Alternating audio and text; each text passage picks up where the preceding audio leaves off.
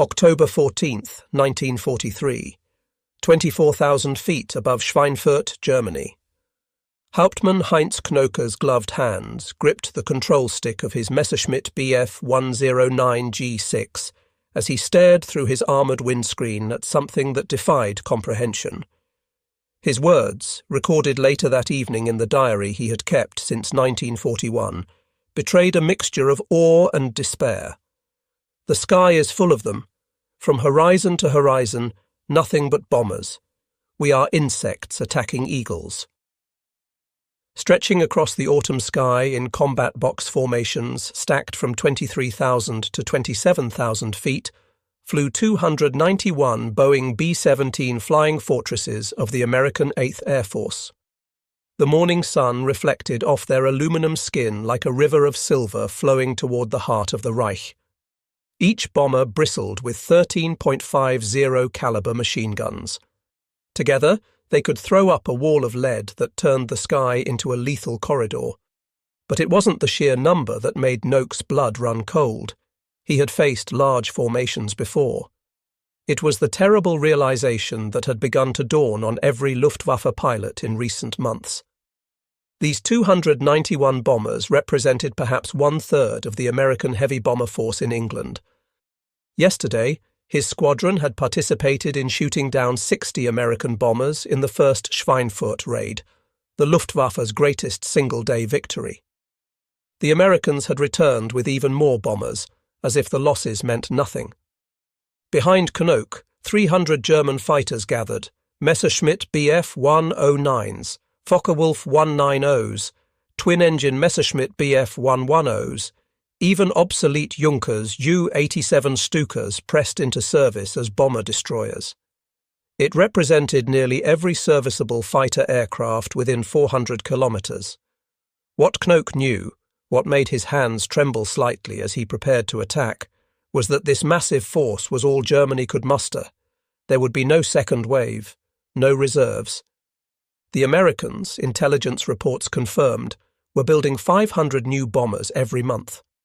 The transformation of aerial warfare had begun 18 months earlier, though few in the Luftwaffe leadership recognized it at the time.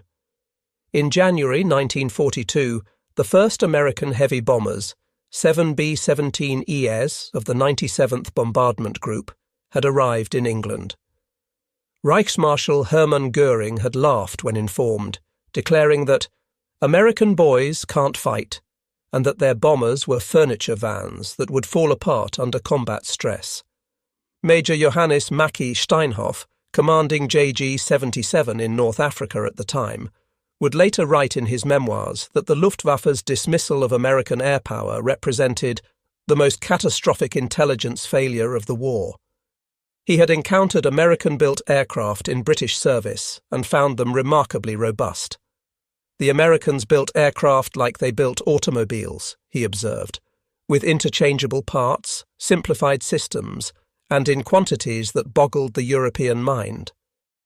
The first warning signs appeared on August 17, 1942, when 18 B-17 bombers bombed the Rouen-Sotteville marshalling yards in France. Hauptmann Rudolf Pflanz, then leading 11/JG-2, a specialized high-altitude squadron flying pressurized Bf-10-9 G-1 fighters, had participated in the interception before his death on July 31, 1942. His after-action reports from May and June 1942, discovered in Luftwaffe archives after the war, noted with professional concern. The aircraft maintained formation despite severe damage. One B-17 returned to base with 200 cannon holes. Their defensive fire is murderous and well coordinated. But it was the production statistics that should have terrified the German High Command. Those 18 bombers represented less than 2 days' production from American factories. By contrast, the entire German aircraft industry in 1942 would produce only 15,409 aircraft of all types: fighters, bombers, transports, trainers combined. The Boeing Seattle plant alone was approaching a production rate that would reach 16 B-17s per day by mid-1944. The October 14, 1943, Mission to destroy the ball-bearing factories at Schweinfurt would become known as Black Thursday to the Americans, who lost 60 bombers and 650 aircrew. For the Luftwaffe, it was simultaneously their greatest victory, and the moment many pilots realized the war was already lost. Oberleutnant Hans Philipp, commanding IJG-1, shot down 2 B-17s that day before being killed by defensive fire from a third. His wingman, Feldwebel Stefan Litjens, survived and later testified about Philipp's final radio transmission. These are not the same Americans we faced 6 months ago. Their gunnery is deadly accurate. They maintain formation under any punishment, and Berlin tells us this is only the beginning. The Luftwaffe claimed 60 bombers destroyed and 17 damaged, their highest single-day score of the war. Propaganda Minister Joseph Goebbels announced it as proof of Fortress Europe's impregnable defences. But the pilots who had pressed home their attacks through the defensive fire knew better. They had expended 90% of their ammunition, lost 38 fighters destroyed and 30 damaged, and 28 pilots killed or wounded, nearly 25% of the attacking force. More terrifying was what happened next. Within 48 hours, American reconnaissance aircraft photographed the Schweinfurt factories, assessing damage. Within a week, 240 replacement B-17s had arrived in England from America. Within 2 weeks, the 8th Air Force mounted another major raid with 378 bombers, more than had participated in the Schweinfurt mission. Major Wilhelm Ferdinand Wutz Galland, brother of the famous Adolf Galland and commander of 2/JG-26, wrote in his diary, "We are Sisyphus. Each bomber we destroy is replaced by 2. Each pilot we lose is replaced by boys with 20 hours in a fighter. The Americans lose aircrew and train thousands more. We lose pilots and scrape the bottom of the barrel." The winter of 1943 to 1944 brought a temporary respite as weather-limited deep penetration raids, but it also brought devastating intelligence reports that circulated among senior Luftwaffe officers. These documents, many captured intact after the war, painted a picture of industrial capacity that dwarfed anything Germany had imagined possible. The Ford Willow Run plant in Michigan had achieved something German industrial experts had declared impossible: assembly line production of 4-engine heavy bombers. The facility covered 3.5 million square feet and employed 42,000 workers. At peak production in April 1944, it rolled out a completed B-24 Liberator every 63 minutes, 24 hours a day, 7 days a week. The plant alone would produce 6,972 complete aircraft plus knockdown kits for another 1,893, a total contribution of 8,865 bombers. Oberst Josef Pips Priller, Geschwaderkommodore of JG-26, obtained a captured American technical manual in December 1943. His report to Fighter Command stated, "The B-17G model now appearing has 13 machine guns, including a chin turret specifically designed to break up our frontal attacks. They have thought of everything. They have planned for everything. They can afford to plan for everything." The Boeing plants in Seattle and Wichita were approaching 363 B-17s monthly at peak production. Douglas plants in Long Beach and Oklahoma City added 400 B-24s. Consolidated in San Diego and Fort Worth contributed another 300. Martin in Baltimore was producing 200 B-26 medium bombers. North American in Kansas City was building 400 B-25s. Republic on Long Island was manufacturing 400 P-47 fighters monthly. Against this, Germany's entire monthly production of single-engine fighters in late 1943 averaged 1,600 aircraft, though actual deliveries were lower due to bombing of production facilities. February 20th to 25th, 1944. Operation Argument, known to history as Big Week, demonstrated American air power on a scale that shattered the last illusions of the Luftwaffe fighter force. On February 20th, Hauptmann Heinz Beer, commanding IJG-1, took off from Rheine airfield to intercept what radar reported as a large formation approaching from the west. Climbing through 20,000 feet, he found himself facing 1,003 American heavy bombers escorted by 835 fighters, stretching across 200 miles of sky. "I have seen the end of Germany," he wrote in his diary that night. The sky was dark with them. Our 12 fighters attacked a formation that stretched beyond sight. It was like 12 men attacking an army. We shot down perhaps 6 bombers. They barely noticed. The Americans launched 3,800 bomber sorties and 2,548 fighter sorties during Big Week. They lost 226 bombers and 28 fighters, losses that were replaced within 2 weeks. The Luftwaffe lost 262 fighters and, catastrophically, nearly 100 pilots killed, 14% of the total fighter pilot force. These pilots could not be replaced. The training schools, starved of fuel and instructors, were producing pilots with less than 50 hours total flight time. Oberstleutnant Hannes Trautloft, inspector of day fighters, compiled a devastating report. The average American pilot arrives in combat with over 200 hours flight time, including 75 hours in type. Our new pilots have 40 hours total, perhaps 10 in a fighter. They are not pilots, they are victims waiting to die. March 4th, 1944, marked the beginning of the end. On this date, American P-51 Mustang fighters appeared over Berlin for the first time, when the 4th Fighter Group's P-51Bs escorted bombers on the 1,100-mile round trip to the German capital. The psychological impact was devastating. Major Günther Rahl, commanding 3 JG-11 and Germany's third highest scoring ace with 275 victories, encountered Mustangs for the first time during the March 6th follow-up raid.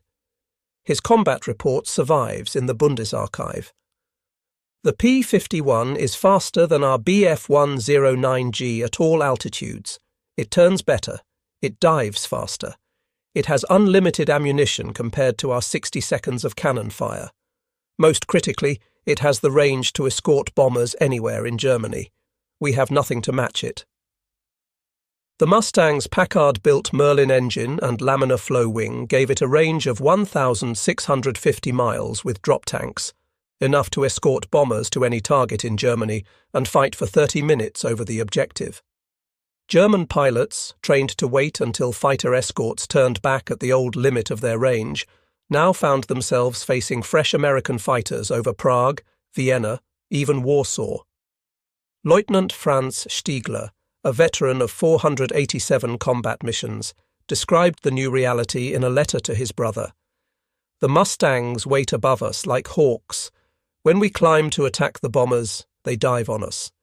Their speed in the dive exceeds 500 miles per hour. By the time we evade them, the bombers are gone. If we pursue the bombers, the Mustangs destroy us from behind. It is systematic execution." By April 1944, the 8th Air Force could mount 1,000 bomber raids with 800 fighter escorts, and did so repeatedly. The calculus of annihilation was simple and inexorable. General der Jagdflieger Adolf Galland, commanding Germany's fighter forces, presented a report to Hitler on April 27, 1944, that laid out the stark reality. American bomber production, 3,000 plus per month. American fighter production, 4,000 plus per month. American pilot training graduates, 30,000 plus per month. German fighter production, 1,600 per month. Theoretical, actual deliveries lower due to bombing. German pilot training graduates, 500 per month, with inadequate training. German pilot losses, 400 plus per month. "The enemy comes in waves," Galland told Hitler. "For every bomber we destroy, they send 3. For every fighter we shoot down, they send 5. We are not fighting an air force. We are fighting an airborne industry." Hitler's response, according to Galland's memoirs, was to scream about betrayal and cowardice, ordering that any pilot who broke off an attack should be court-martialed. This order, requiring pilots to ram bombers if necessary, would lead to even higher losses among irreplaceable veteran pilots. The individual stories of Luftwaffe pilots from this period reveal the psychological toll of fighting an unwinnable battle against overwhelming odds. Hauptmann Robert Weiss, commanding 3 JG-54, had 121 victories when he was shot down and killed by P-51s on December 29, 1944. His final letter to his wife, written the night before his death, survives. Each day we have fewer aircraft and fewer pilots. The boys they send us from training can barely land their aircraft, much less fight. Yesterday we had 6 aircraft serviceable to meet 800 bombers and 600 fighters. It is not war anymore, it is execution. Feldwebel Rudi Müller, a maintenance chief with JG-3, kept a detailed diary of serviceability rates. January 1944, 67% of fighters serviceable. March 1944, 45% serviceable, lack of spare parts.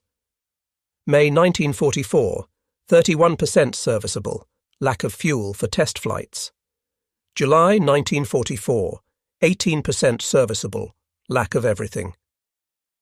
"We cannibalize 3 aircraft to keep 1 flying," he wrote. "The Americans lose 50 aircraft in a raid and don't even notice. We lose 5 and the squadron is crippled for a week." The strategic bombing campaign's effect on German fuel production created a cascading failure that multiplied American numerical superiority. By May 1944, attacks on synthetic oil plants had reduced aviation fuel production from 180,000 tons to 20,000 tons monthly. Oberst Hermann Graf, Germany's 9th highest scoring ace with 212 victories, commanded JG-11 during this period. His unit diary records the progressive paralysis training flights cancelled to save fuel, combat missions limited to 30 to 45 minutes, aircraft grounded with full ammunition but no fuel, pilots prohibited from pursuing damaged bombers to conserve fuel. "The Americans come with full tanks, fight until their ammunition is exhausted, and fly home," Graf wrote. "We take off with enough fuel for 1 pass at the bombers and a fighting withdrawal. If we engage the escorts, we don't have fuel to reach the bombers.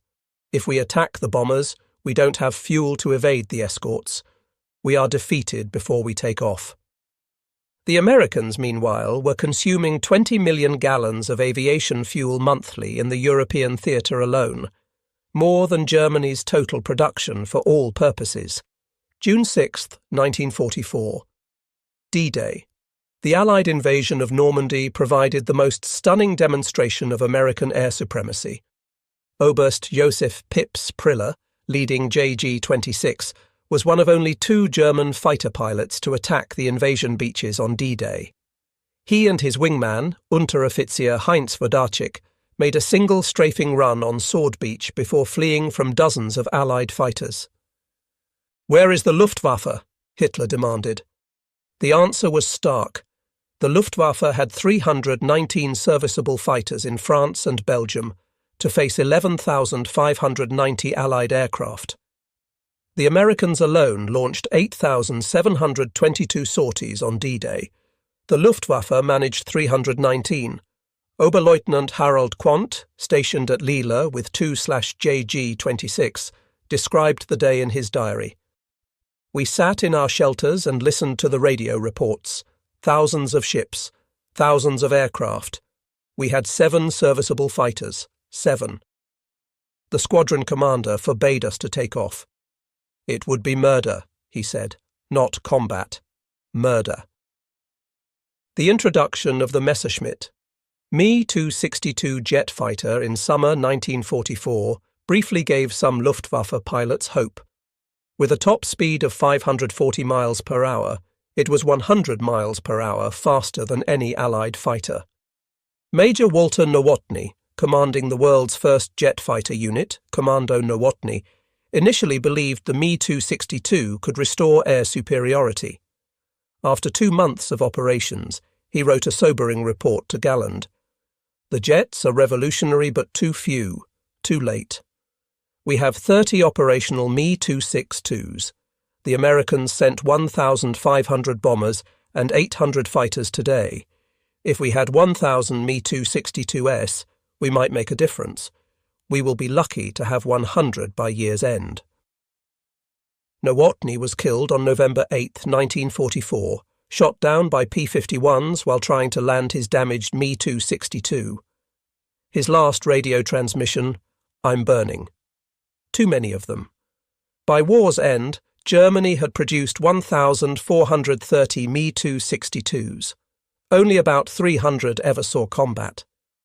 The Americans produced 15,000 P-51 Mustangs.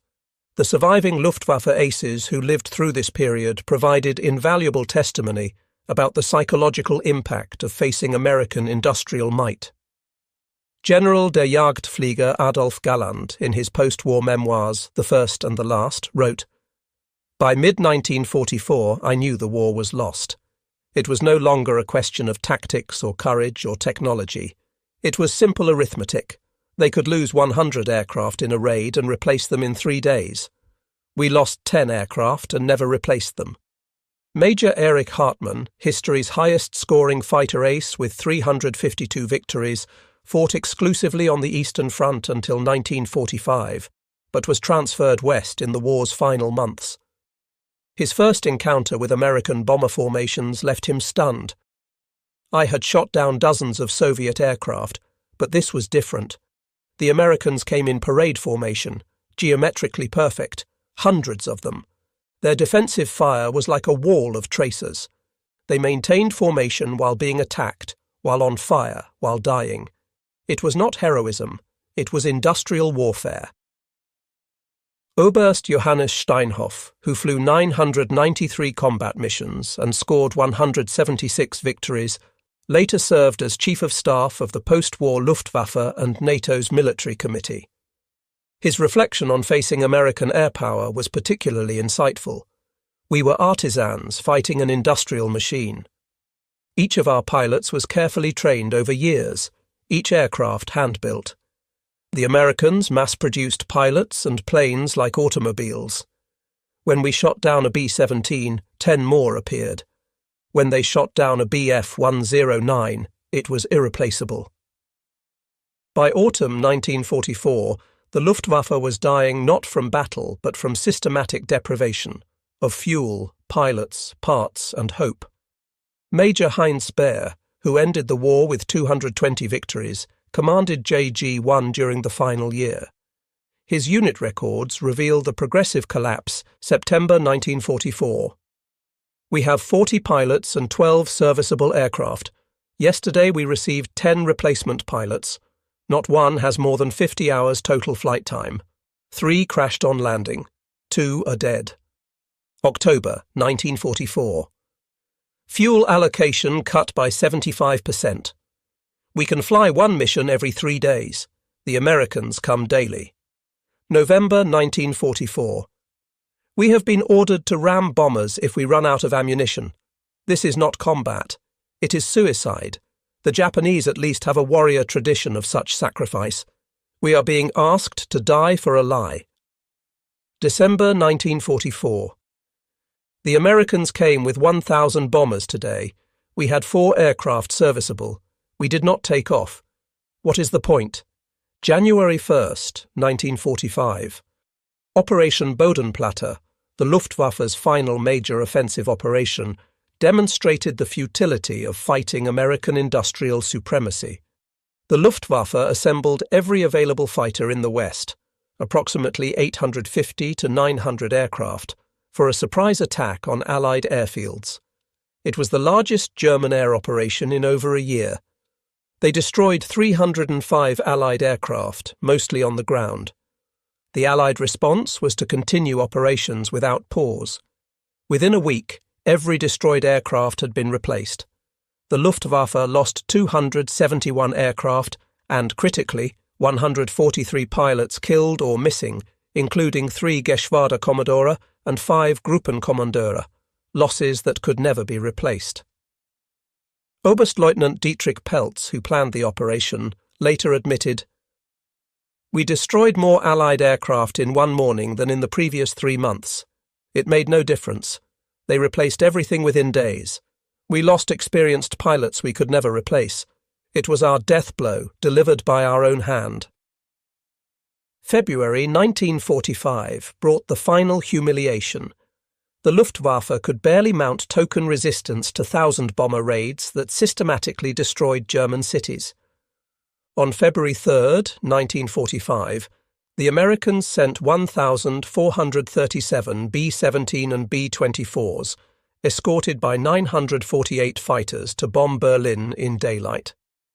The Luftwaffe managed to launch 28 fighters in defense of the capital. 23 were shot down. Lieutenant Walter Hagener, flying one of the surviving fighters, described the experience. "We climbed toward the bomber stream. It was like flying toward a cloud, except the cloud was made of aluminum and death. The escort fighters were layered above and around them, hundreds of Mustangs and Thunderbolts.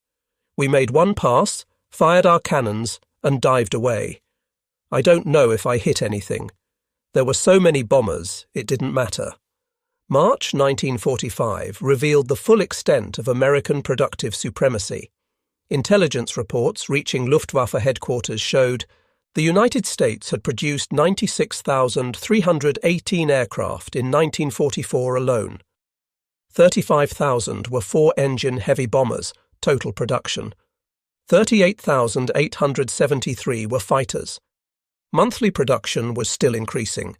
Germany's total aircraft production for 1944, 39,807, of which only 25,285 were fighters. Most never flew due to lack of fuel, pilots, or parts.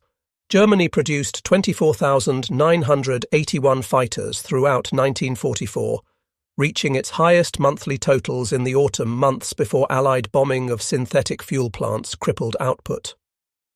Major Wolfgang Falk, who had created the Luftwaffe's night fighter force, calculated that the Americans had dropped 1.46 million tons of bombs on Germany, the explosive equivalent of 33 Hiroshima bombs. The accuracy was steadily improving with new radar and navigation aids. By March 1945, American bombers could put 90% of their bombs within 1,000 feet of the target, from 25,000 feet altitude. They had turned warfare into mathematics, Falk observed. So many tons of bombs equals so much destruction. So many fighters equals air superiority. So many trained pilots equals victory. We were not defeated.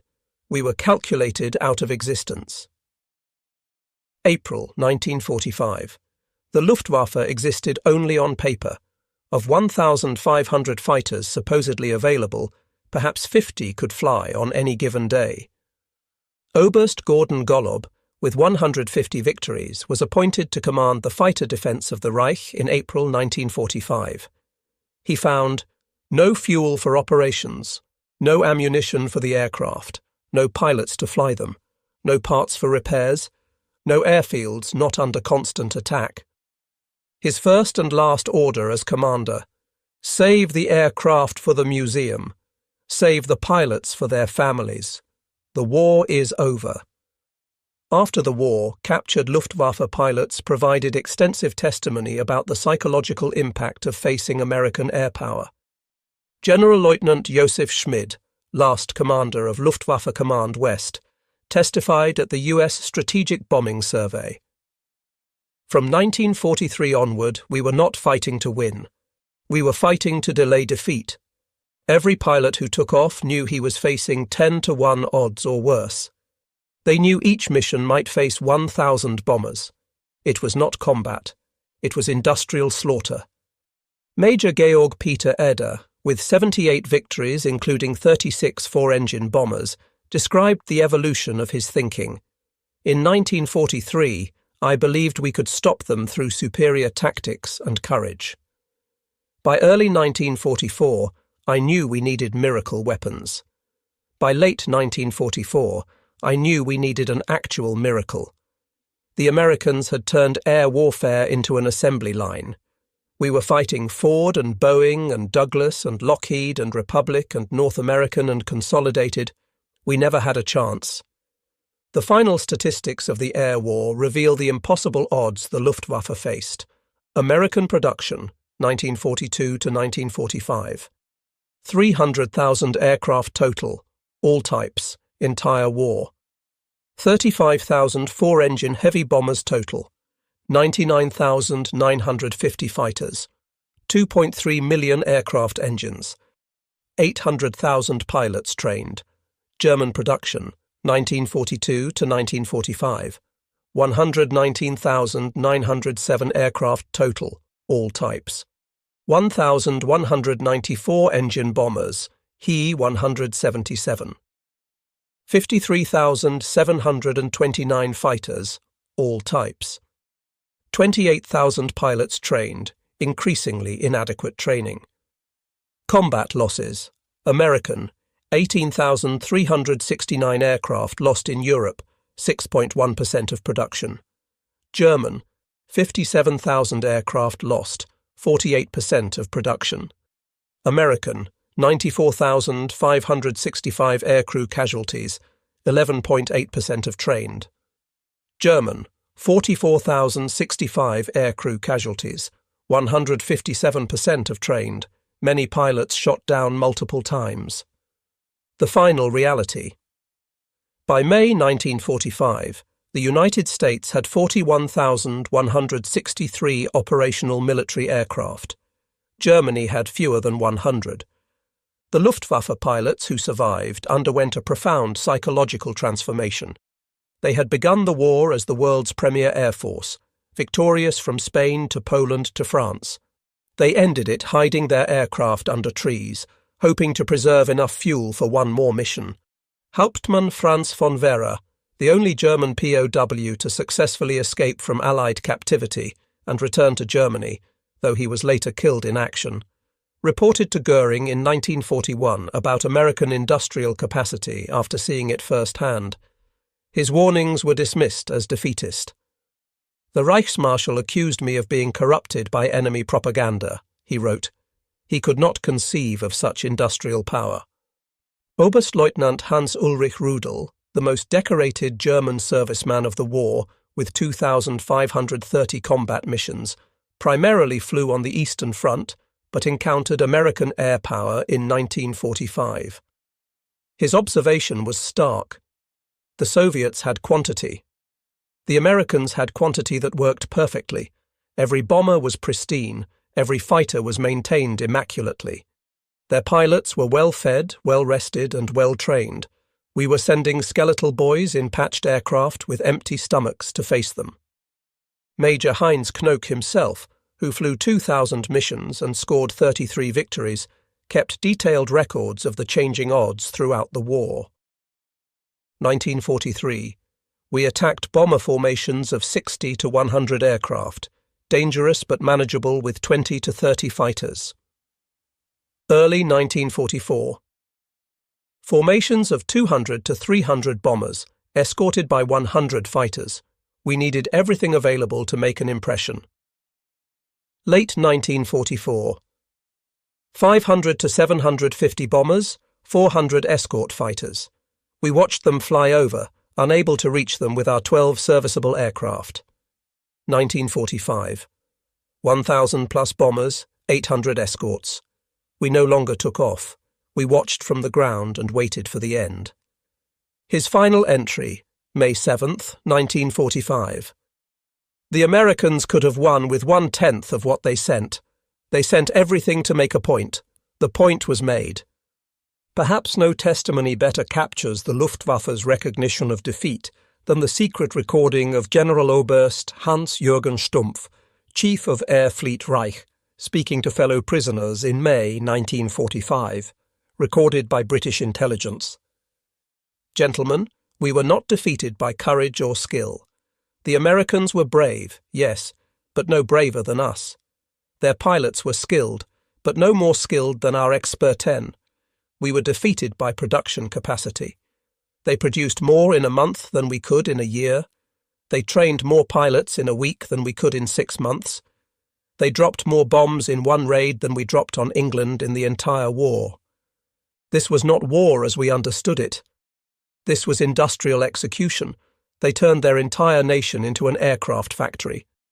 Every woman who had made washing machines now made aircraft parts. Every man who had built cars now built bombers. They approached war like they approached business, with spreadsheets, production quotas, and efficiency metrics. We fought with the passion of warriors. They fought with the precision of accountants. The accountants won. For many Luftwaffe pilots, there was a specific moment when they knew the war was lost. These moments, collected from memoirs, interviews, and private letters, reveal the psychological impact of facing overwhelming industrial might. Oberleutnant Oskar Bösch, JG3. 2. März 1944. Ich sah eine Formation von B-17 so groß, dass ich meinen Kopf von links nach rechts drehen musste, um es alles zu sehen. Behind them came another formation, and another, and another. I counted 7 combat boxes, each with 54 bombers, and this was one of 3 raids that day. I landed and told my commander, "The war is over. We just don't know it yet." Hauptmann Wilhelm Bartz, JG-52. April 1944. We shot down 11 B-17s in one mission, our best day ever. The next morning, the Americans came with 50 more bombers than the previous day. Our victory hadn't even been noticed. Major Klaus Mitusch, JG-26. September 1944. A B-17 with 2 engines out, tail shot away, still flying, still shooting, still in formation. Its gunners killed 2 of our best pilots. This dying bomber was more dangerous than our best fighters. That's when I understood American power. Even their dying machines were lethal. Beyond mere numbers, American technological advancement continuously widened the gap. Each new model of American aircraft was superior to its predecessor, while German aircraft, starved of development resources, stagnated.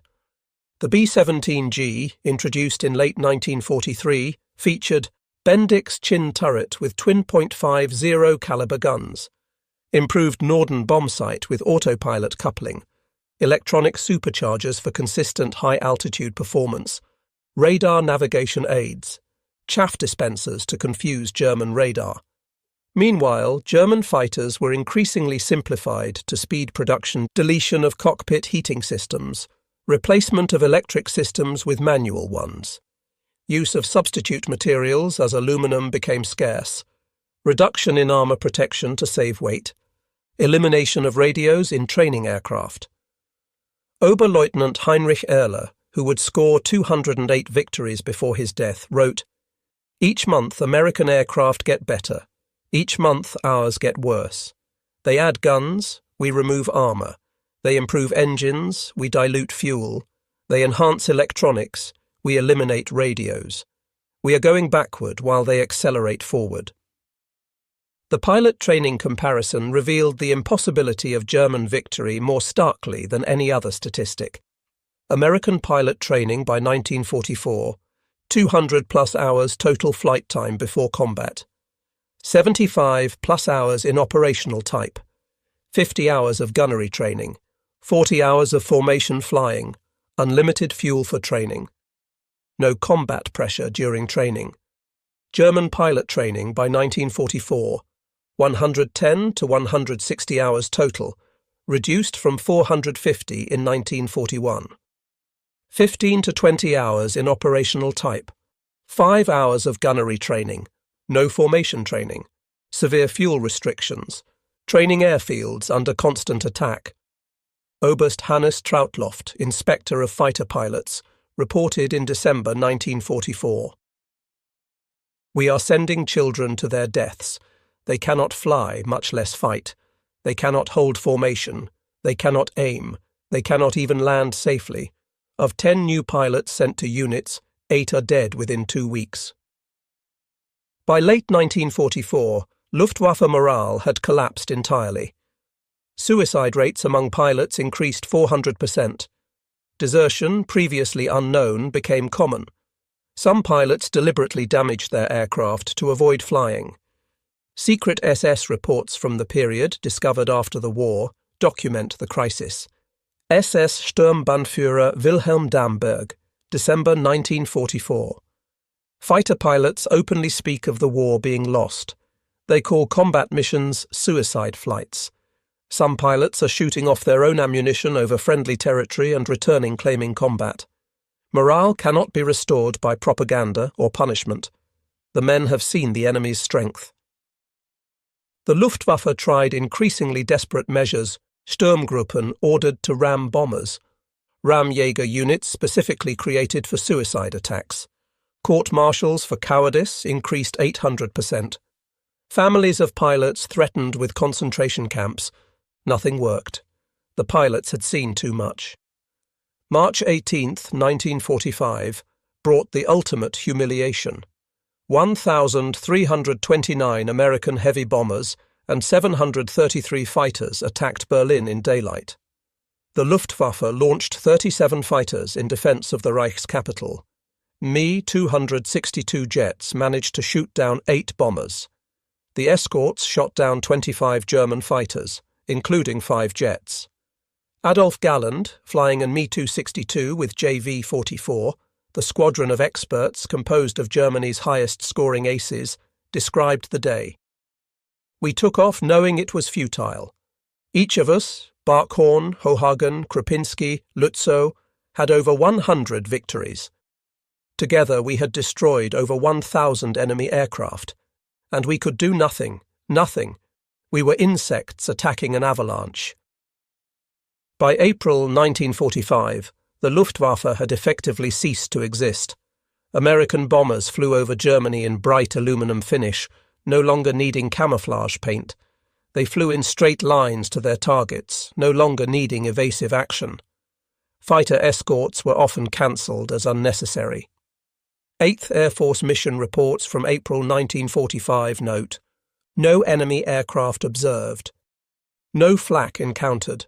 Target destroyed without opposition. Crews report mission resembled training flight. The final Luftwaffe sortie rate tells the story. May 1940, Battle of France, 5,000 sorties daily. August 1940, Battle of Britain, 3,000 sorties daily. June 1944, D-Day, 319 sorties. March 1945, 50 to 100 sorties daily. May 1945, fewer than 10 sorties daily. After Germany's surrender, the United States Strategic Bombing Survey interviewed hundreds of Luftwaffe personnel. Their testimonies, declassified in the 1960s, provide the final verdict on American industrial might. General Feldmarschall Erich Milch, Inspector General of the Luftwaffe. "We knew from intelligence reports that America was producing 8,000 aircraft monthly by 1944. We couldn't believe it. It seemed impossible. Our best month ever was in autumn 1944 when we approached 4,000 aircraft. But the intelligence was wrong. They were producing 9,000 monthly. How do you fight a nation that produces more aircraft in 2 months than you have produced in 2 years? General Oberst Hans-Jürgen Stumpf. The Americans proved that modern war is not won by warriors, but by workers. Every bomber that appeared over Germany represented thousands of workers in factories, mines, and refineries. We were not fighting pilots. We were fighting Detroit, Pittsburgh, and Seattle. The final accounting of the air war reveals the impossible challenge the Luftwaffe faced. Bomber production USA, 35,000 4-engine heavy bombers. Germany, 1,194 engine bombers. Ratio, 29:1. Fighter production USA, 99,950 fighters, 1941 to 1945. Germany, 53,729 fighters, 1941 to 1945. Ratio, 1.9 to 1. Pilot training hours, USA, 200 plus hours average before combat. Germany, 110 to 160 hours by 1944. Ratio, 1.5 to 1. Fuel availability. USA, unlimited. Germany, 10% of requirement by 1945. Sortie rate, peak, USA, 8,000 plus daily by 1945. Germany, 100 daily by 1945. Ratio, 80-1. The psychological impact on German pilots extended far beyond the war.